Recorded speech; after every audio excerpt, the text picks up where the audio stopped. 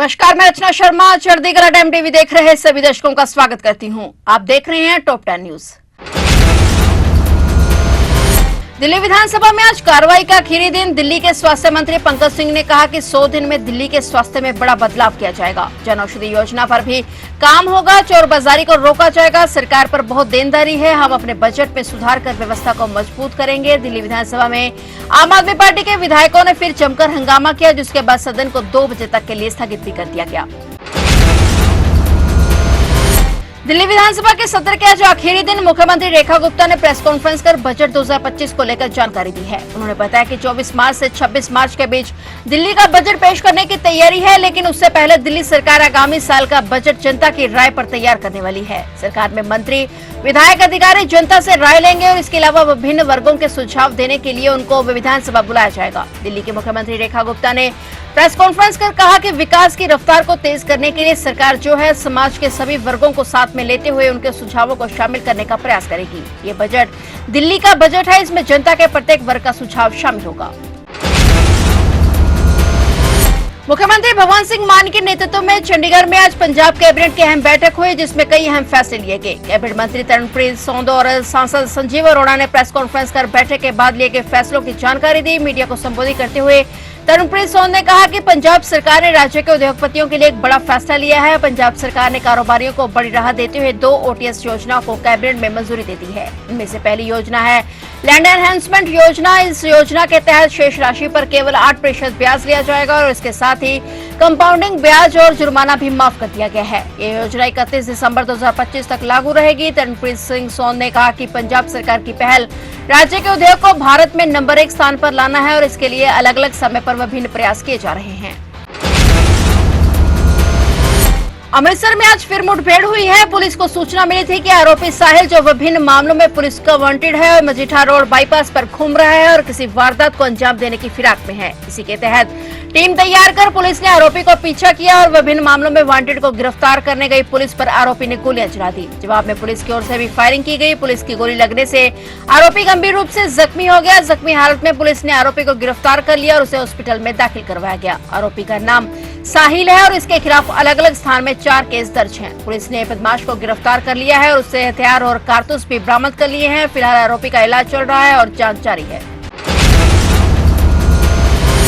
जम्मू कश्मीर के मुख्यमंत्री उमर अब्दुल्ला ने स्पष्ट रूप से कहा है कि उनकी पार्टी किसी भी प्रकार के भाजपा के साथ गठबंधन पर विचार नहीं कर रही है। उन्होंने ये भी स्पष्ट किया कि गठबंधन की कोई गुंजाइश नहीं है और न ही इसकी कोई आवश्यकता है। मुख्यमंत्री ने बयान श्रीनगर में मीडिया से बातचीत के दौरान दिया। उमर अब्दुल्ला ने आगे कहा कि उनके और भाजपा के विचार एक दूसरे से मेल नहीं खाते। उनका मानना है कि अगर जम्मू कश्मीर के विकास की बात करें तो उनके विचार और भाजपा के विचार काफी अलग हैं। उन्होंने यह भी कहा कि वे आगामी सत्र के दौरान हर मुद्दे पर चर्चा करेंगे, लेकिन भाजपा के साथ किसी भी प्रकार के गठबंधन पर कोई विचार नहीं किया जा रहा है। मुख्यमंत्री के इस बयान से यह स्पष्ट हो गया है कि उनकी पार्टी की प्राथमिकता अपने विचारों और विकास योजनाओं पर ध्यान केंद्रित करना है, न कि किसी राजनीतिक गठबंधन की ओर बढ़ना। प्रधानमंत्री नरेंद्र मोदी आज सोमवार 3 मार्च को गुजरात के गिर नेशनल पार्क पहुंचे और विश्व वन्य जीव दिवस पर खुले जीप में सवार होकर पीएम मोदी ने जंगल में सफारी की और सफारी के बाद पीएम मोदी ने सिंह सदर में national board of wild life बैठक की अध्यक्षता की और बैठक में वन्य जीवों से संबंधित राष्ट्रीय स्तर के मुद्दों पर चर्चा की गई। बैठक के बाद पीएम मोदी ने राजकोट में कई प्रोजेक्ट्स का उद्घाटन भी किया। पीएम मोदी ने वन्य जीव बोर्ड की अध्यक्षता करते हुए बैठक में गिर के जंगलों में पाए जाने वाले एशियाटिक शेरों के संरक्षण और उनके बाहरी इलाकों में प्रवास की संभावना को लेकर चर्चा की। अपने इस दौरे के दौरान पीएम मोदी ने सोमनाथ मंदिर पहुंच भगवान भोलेनाथ की पूजा अर्चना की। जम्मू कश्मीर में आतंकवादियों के खिलाफ सख्त कदम उठाए गए हैं। पीओके के 3 आतंकियों की संपत्ति कोर्ट के आदेश पर कुर्क कर दी गई है। इन आतंकियों पर पीओके में रहते हुए केंद्र शासित प्रदेश में सक्रिय होने का आरोप है। जम्मू कश्मीर पुलिस ने जम्मू कश्मीर के पुंछ जिले में 3 आतंकवादियों की 14.8 कनाल जमीन कुर्क की है और इसकी कीमत 28 लाख रुपए से अधिक आंकी गई है। अधिकारी के अनुसार आतंकवादी वर्तमान में पाकिस्तान के कब्जे वाले कश्मीर से गतिविधियां चलाने में सक्रिय पाए गए और उनकी संपत्तियों की कुर्की केंद्र शासित प्रदेश में आतंकवादी ढांचे को नेस्तनाबूद करने के प्रयासों का हिस्सा है, जबकि संपत्तियां नजफुद्दीन, मोहम्मद लतीफ और मोहम्मद बशीर उर्फ टिक्का खान की हैं। ये पाकिस्तान के कब्जे वाले कश्मीर में भाग गए हैं, लेकिन पुंछ और जम्मू कश्मीर के अन्य हिस्सों में आतंकवाद को बढ़ावा देने, शांति भंग करने और सामाजिक सद्भाव को खतरे में डालने के लिए सक्रिय रूप से काम कर रहे हैं। नक्सलियों के गंगालूर एरिया कमेटी को बड़ा झटका लगा है। मोस्ट वांटेड नक्सल कमांडर दिनेश मोडियम ने परिवार से सरेंडर कर दिया है। छत्तीसगढ़ में फोर्स लगातार नक्सलियों के खिलाफ अभियान चला रही है और इसके अलावा शासन के पुनर्वास नीतियों से भी नक्सली काफी प्रभावित हो रहे हैं और इसी कड़ी में नक्सलियों के गंगालूर एरिया कमेटी को बड़ा झटका लगा है। गंगालूर एरिया कमेटी के सचिव और डीवीसीएम दिनेश मोडियम ने पत्नी और बच्चे सहित आत्मसमर्पण किया है। बता दें कि नक्सल कमांडर दिनेश मोडियम मोस्ट वांटेड नक्सली है, जिस पर 8 लाख का इनाम घोषित है और वह 100 से ज्यादा हत्याओं पर और कई बड़े हमलों के लिए जिम्मेदार था। इस वजह से पुलिस और उसकी तलाश में लगी हुई थी और अब उसने परिवार समेत आत्मसमर्पण कर दिया है।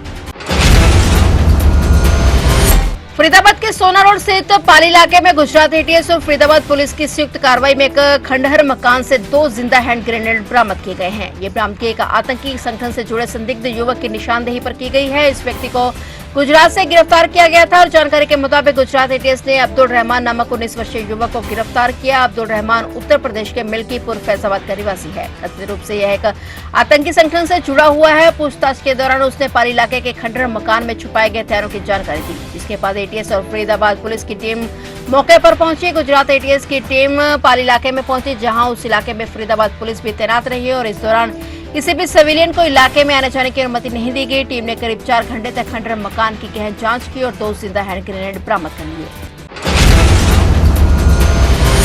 उत्तर प्रदेश की योगी सरकार ने आंगनवाड़ी कार्यकर्ताओं और सहायकों के लिए बच्चों के लिए एक अहम कदम उठाया है। अब इन कार्यकर्ताओं के बच्चों को कक्षा 9 से 12 तक की शिक्षा के लिए प्रतिवर्ष 3,000 रुपए का अनुदान राशि दी जाएगी। यह राशि सीधे उनके बैंक खातों में जमा कर दी जाएगी, जिससे उनके बच्चों की शिक्षा में मदद मिल सके। विभाग द्वारा अब इन बच्चों की जानकारी एकत्रित की जा रही है। कुल 175 आंगनवाड़ी कार्यकर्ता और सहायिका ब्लॉक में तैनात हैं। विधवा आंगनवाड़ी कार्यकर्ताओं और सहायिकाओं के बच्चों को 50% आरक्षण, जबकि छात्राओं को 25% और आर्थिक कठिनाई का सामना कर रहे छात्रों को भी 25% आरक्षण का लाभ मिलेगा। इसका लाभ पहले इन वर्गों को दिया जाएगा। विभाग इन बच्चों का डाटा एकत्रित कर रहा है और इस डाटा के आधार पर अनुदान राशि सीधे कार्यकर्ताओं के खाते में भेजी जाएगी। फिलहाल टॉप 10 न्यूज में इतना ही और नए समाचारों के साथ फिर से हाजिर होंगे। तब तक के लिए देखते रहिए चढ़ती कला टाइम टीवी और अब मुझे दीजिए इजाजत। धन्यवाद।